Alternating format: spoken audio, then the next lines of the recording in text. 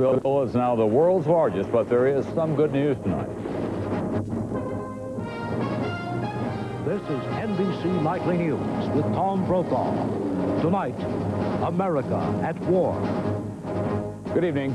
There are several developments in the war tonight, but none more intriguing than the prominent new role of Iran, which, after all, has fought both Iraq and the United States in one way or another.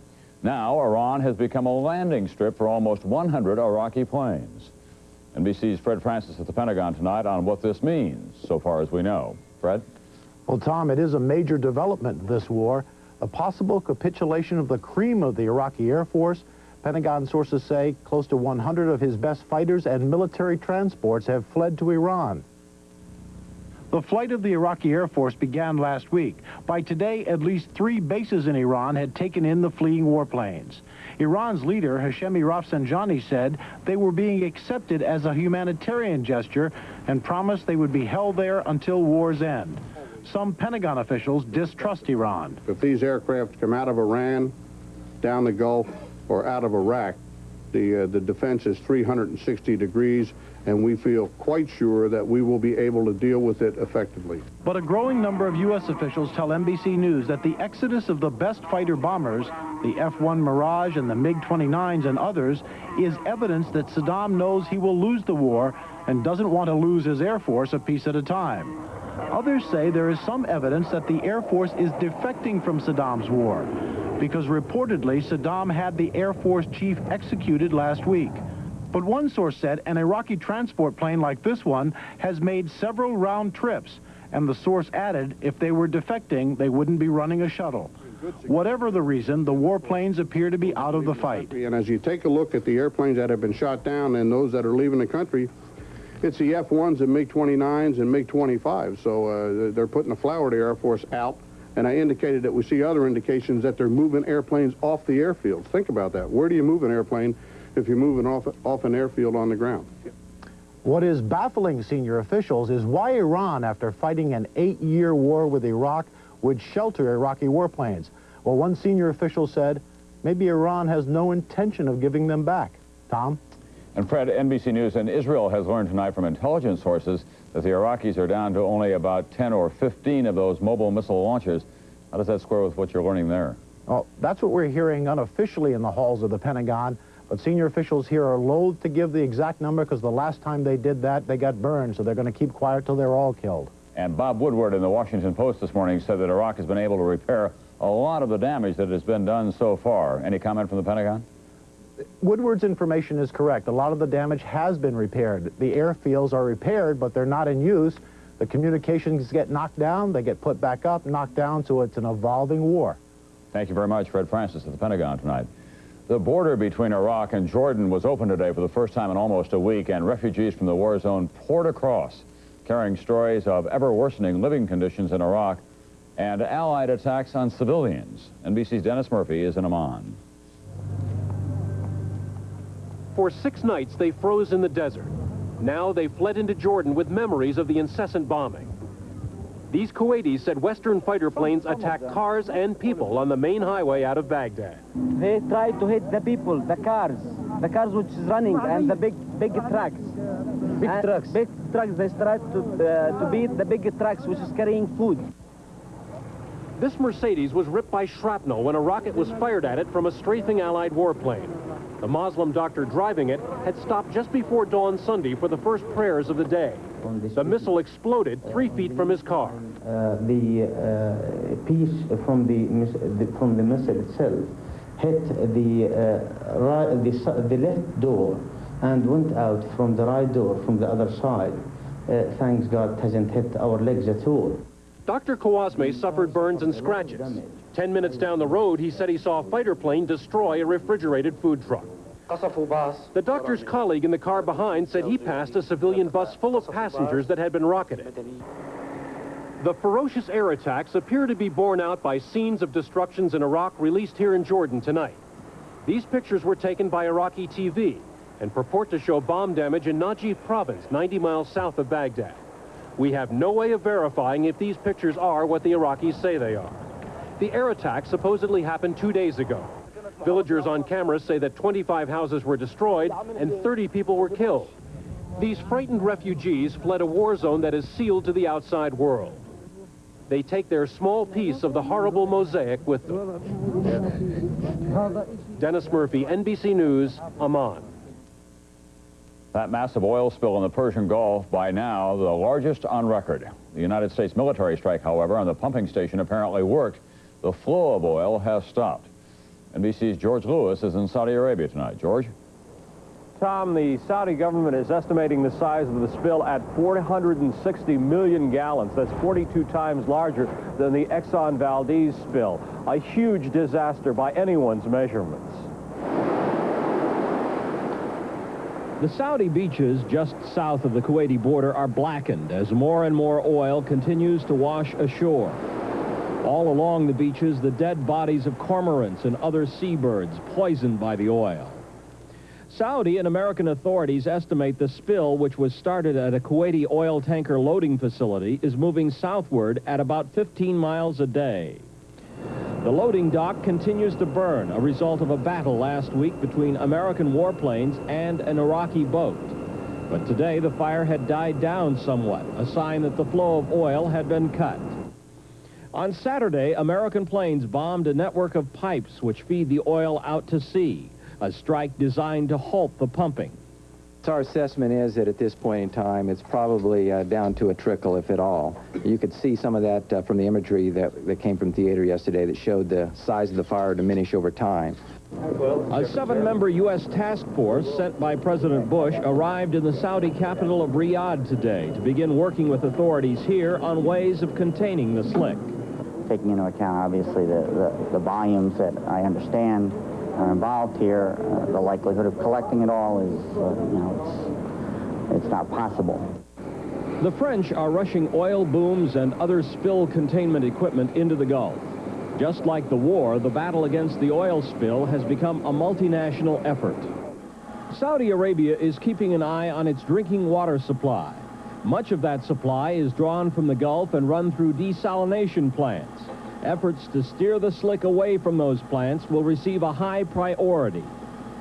Efforts to save wildlife are not considered so urgent. The experts say at this point there's not much they can do. Environmentalists warn that high waves may make it difficult, if not impossible, to contain the oil, a job further complicated by the fact that there's a war going on here. Tom? Thank you, George.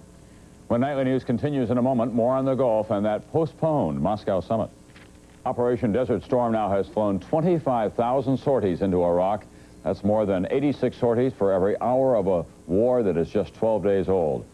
But topic A remains the action on the ground yet to come. NBC's Arthur Kent in Saudi Arabia tonight. Arthur, what's the latest on the prospects from there? Well, Tom, a single Iraqi Scud was fired on the Saudi capital, Riyadh, tonight. It hit a vegetable garden just outside of town. But in the desert, Allied troops are bracing for some much more serious exchanges. Preparations for a ground offensive are now accelerating as the limited impact of the Allied air campaign becomes clear. On the ground, there is more regular contact between U.S. and Iraqi forces along the Saudi border with Kuwait. Tonight we're going north. Under cover of night, a Marine unit prepares to shell an Iraqi supply dump. If I mess up, maybe it's going to cost some other Marine their life, so I got to do everything right. 8-inch howitzers hurl 72 high-explosive shells at the enemy position. Oh, man, that first one down, we said yes. We could shoot a gnat off Saddam Hussein's backside. Then, what the Marines call the trickiest part of the mission, moving out before the Iraqis can target them with return fire. Get in, get the shots off, and get out. Field medical exercises like this will likely soon take on a deadly reality. Sucking chest here, did you get in there, right? U.S. commanders have cautioned medics to prepare for 10% casualties among frontline units within the first month of fighting.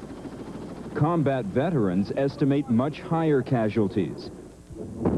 They warn that Iraq's greatest capability in rocketry lies not with Scud missile attacks, but on the battlefield, with short-range missile systems capable of delivering chemical warheads.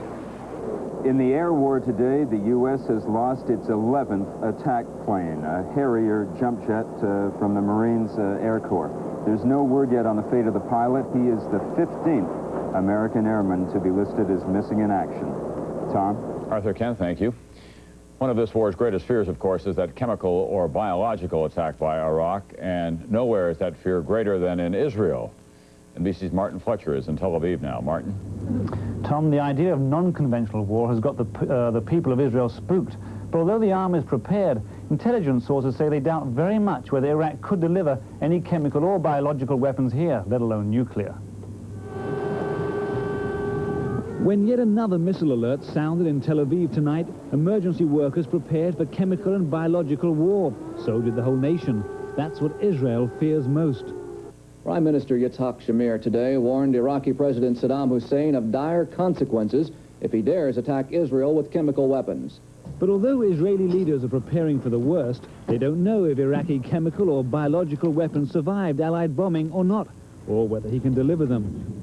Israeli intelligence estimates that Allied bombing has flattened all above-ground production facilities of chemical, biological, and nuclear war. The trouble is, they don't know what he's got underground, and they estimate he could have large quantities of nerve gas, mustard gas, and possibly germ cultures of cholera, anthrax, and typhoid for biological war. One thing they're sure of is that his nuclear potential has been destroyed. That's because Israeli warplanes did the job 9 years ago. Then the world condemned Israel. Now Iraqi attempts to resume nuclear research have been flattened again by Allied warplanes. Even if any Iraqi chemical and biological weapons survived Allied bombing, intelligence sources say they doubt he can deliver them. His only chance would be Scuds adapted for chemical warheads, which intelligence sources doubt he has, or a suicide pilot. The problem is there is real uncertainty over what Saddam Hussein had before the bombing attacks and what he has left. Israelis admit is an intelligence failure, and so they have no choice but to prepare for the worst. Tom? Thank you, Martin. And because of the Gulf War, President Bush won't be meeting with Mikhail Gorbachev in Moscow in February. However, as NBC White House correspondent John Cochran tells us now, the war was just one of the reasons. John? Tom, the White House said, in effect, that the president does not believe he should be traipsing off to Moscow in the middle of a war. And on top of that, White House aides do not appreciate Soviet advice that the United States should limit its bombing attacks on Iraq. The advice came from the new Soviet foreign minister, Alexander Besmertnik, who warned that the war could escalate out of control. Earlier today, Bush responded to critics like Besmertnik and Iraq's foreign minister, Aziz. We do not seek the destruction of Iraq. We have respect for the people of Iraq, for the importance of Iraq in the region. We do not want a country so destabilized that Iraq itself could be a target for aggression. Is the Soviet foreign minister satisfied with Bush's promise of a limited war? Well, it was always, I understand, it was always the policy of the president. So we are satisfied with that, yes. But is the U.S. satisfied with Soviet denials of reports that Soviet advisors are helping Saddam Hussein? I don't think that there are any Russian elements helping the Iraqis, at least none that I'm aware of. Although the Gulf War may be a big reason for postponing the Moscow summit, there are other problems as well. Negotiations on reducing the arsenal of long-range nuclear missiles have bogged down. Another dispute, the Soviet crackdown in the Baltics. Today, Lithuanians kept watch outside their parliament building to prevent a Soviet takeover. Mikhail Gorbachev also has a major headache in republics dominated by Muslims. 1 of every 5 Soviet citizens is Muslim. And Soviet officials say it was Gorbachev's sensitivity to Soviet Muslims that led to the Kremlin's warning that the United States should not devastate an Arab nation, Iraq. Tom? Thank you, John. And when we come back, Congress hears how the war is playing back home. I can't believe it either, Marge, but it looks to me like they're gone. You know, that sign wasn't up there for more than a couple, 3 days. And bingo. According to next door, they got top dollar, too. Really? I've never seen a house move so fast. I've never seen a real estate outfit move so fast. If you're buying a home, if you're selling a home, we're prepared to get the results you're looking for. Consult a Prudential real estate professional today. The Prudential, you know us, we know real estate. Flu update. The Centers for Disease Control report. 3 highly contagious flu strains, and they're spreading unchecked. Millions will be stricken. What will you do? Doctors recommend Theraflu. Theraflu is hot liquid medicine. Strong therapy for flu symptoms. Hot liquid therapy that works fast. What will you do when you get the flu? Doctors recommend Theraflu. Strong therapy for flu symptoms. Refreshing mint.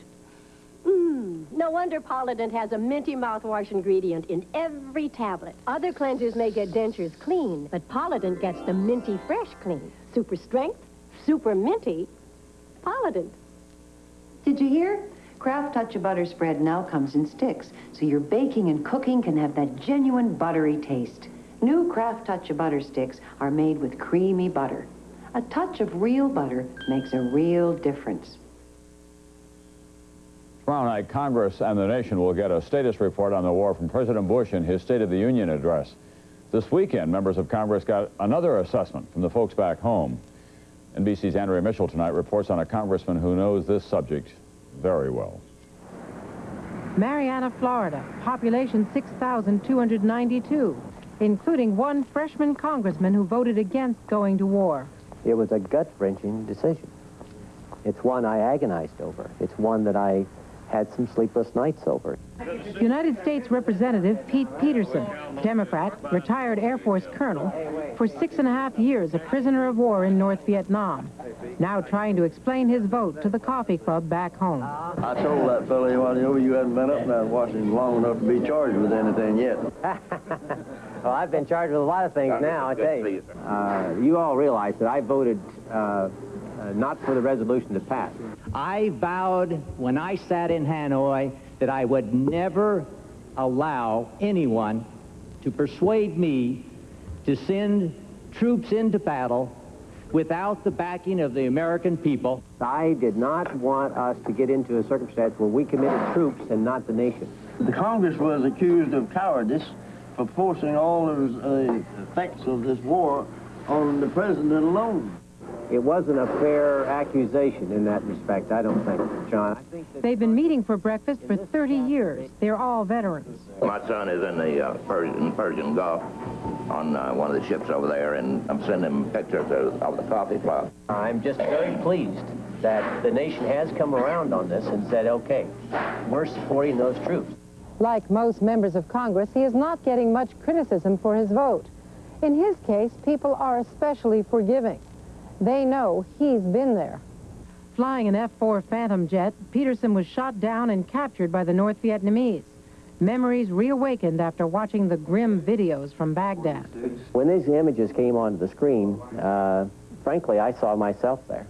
And it's a wound that's within us, that sits within our hearts and in our minds, that will just never go away. Most people in the district wanted Congress to let the president wage war.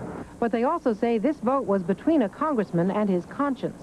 Andrea Mitchell, NBC News, Washington. In a moment, the war takes a devastating toll on the travel business.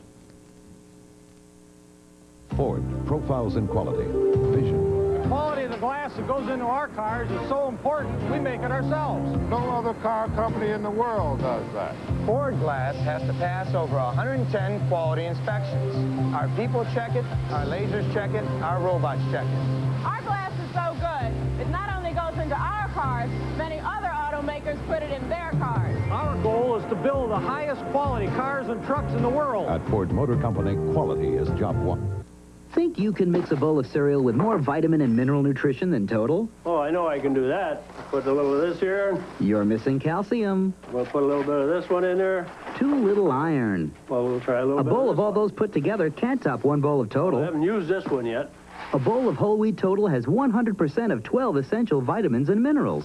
Hold on just a minute now. We're going to put more of this yet. For vitamin and mineral nutrition, nothing can top Total. Nothing. Well, wait a minute. I'm not done mixing yet. I'll never get through tomorrow. I don't get some Z's. Introducing single-dose maximum strength Nitol. Just one will help you fall fast asleep fast. New maximum strength Nitol. Just one Nitol will help you get a lot of Z's. The day may come when every freestanding range will have a smooth, sealed-in surface that's easy to clean and heats up this fast. But Whirlpool has it today. Take a 3, 4, or 7-day fun ship vacation to the Bahamas, Caribbean, or Mexican Riviera on Carnival, the most popular cruise line in the world. How fast does your antacid start working? My heartburn, maybe 5 minutes. Ryopan starts in 2.2 seconds. Lab tests show that Ryopan Plus 2 starts neutralizing acid on stomach contact in 2.2 seconds. 2.2 seconds? Remember Ryopan. For this country's travel business, many Americans are now grounding themselves, and that in turn threatens to sink a lot of dependent businesses. NBC Chief Financial Correspondent is Mike Jensen. Las Vegas is worried. Business is hurting.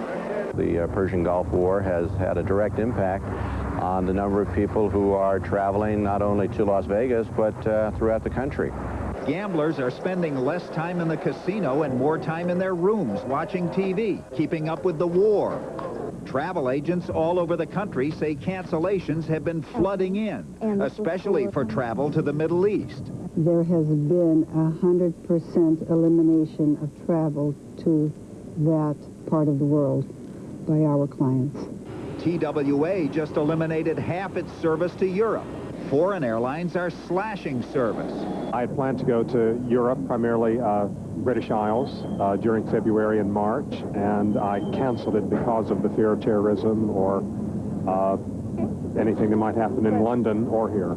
For U.S. Air, already hit with skyrocketing fuel costs, the war was the last straw. It's eliminating all flights in and out of Burbank, 22 a day. I think it took everybody by surprise, and initially it was a shock.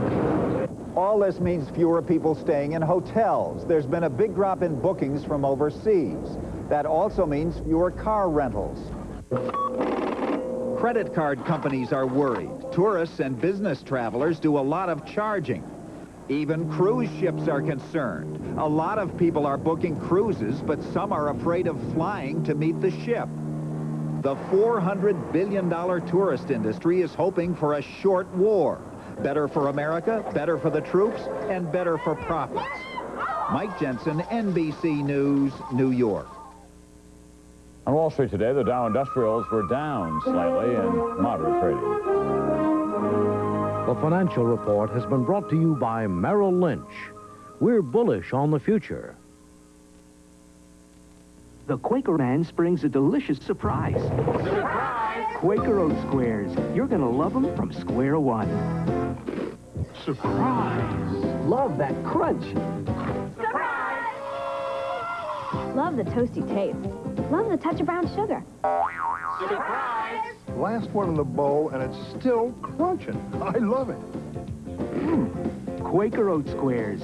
Surprise! You're going to love them from square one. Farragran wants to know.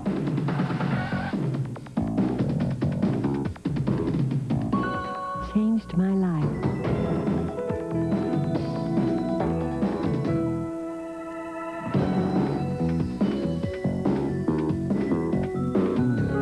Not much. With Farragran M multivitamins with minerals, fine-tuned for the way you live. My girlfriend said I can get an oil change at the GM dealership in 29 minutes or less, or the next one's free. No way, I said. Yeah, she was right. I hate it when that happens. Mr. Goodwrench Quick Lube Plus. Try it for a change. How fast does Dristan nasal spray start working to clear up congestion? Wow, this Dristan sure starts to work fast. Dristan nasal spray starts to work in seconds. The sun is bright and warm, but it's also sweet. The proof? Delicious sun-sweet pitted prunes, made from sweet, luscious, sun-ripened plums. No wonder they're called sun-sweet. Only one prune tastes sun-sweet. Berkeley at the University of California was synonymous with the anti-war movement of the 60s. However, as NBC's Bob Dotson reports, this time, the Vietnam protesters are of a different age, and for many of them, a different mind. Spreading live you tell me. A peace rally that held little peace. Wrong. People too determined to be heard, to listen. End of the argument. That bitterness bothers Todd Gitland. He manned the barricades at Berkeley during Vietnam. A peaceful demonstrations with flags, fine, excellent. A demonstration that looks as though it's inviting people to be part, rather than in your face, America. Ironic advice. Gitland himself was in a lot of faces 2 decades ago. He organized the first anti-war protest in front of the White House. But this new war is more complex. Given the fact that Saddam Hussein is using Scud missiles to attack civilians, I think that if military means are necessary to prevent that from happening, that is a just cause. Once certain about so many things, the generation that opposed the war in Southeast Asia now finds the world painted in shades of gray. It has been 20 years since they protested here, and some of their children are now old enough to fight in the Persian Gulf. People's lives are just much less abstract to me than they were then. Danny Beagle has a son the same age he was when the Vietnam War began. One of the real differences, I think, is that we really felt in the 60s that we could change the world and make it a better place. And this one seems entirely out of control, and nobody's in control of it. And that makes it hard. That makes it hard to figure out what's the right thing to do. Have a small cat? Ken Jowett tried to avoid the draft during Vietnam, but supports this fight. It's hard to identify with Saddam Hussein. It was easier for a lot of people, I think, to identify with the underdog, with the Viet Cong. The old activists never thought there would ever be a conflict they could support. Relax and squeeze. Yet Todd Gitland passed up a campus protest to send blood to the troops. The right color? He is still fervently anti-war. Is that it, the whole thing? But he sees both sides now. What is that, a pint? Bob Dotson, NBC News, Berkeley, California. That's Nightly News up to the minute. I'm Tom Brokaw. We'll have more on America at War in a moment.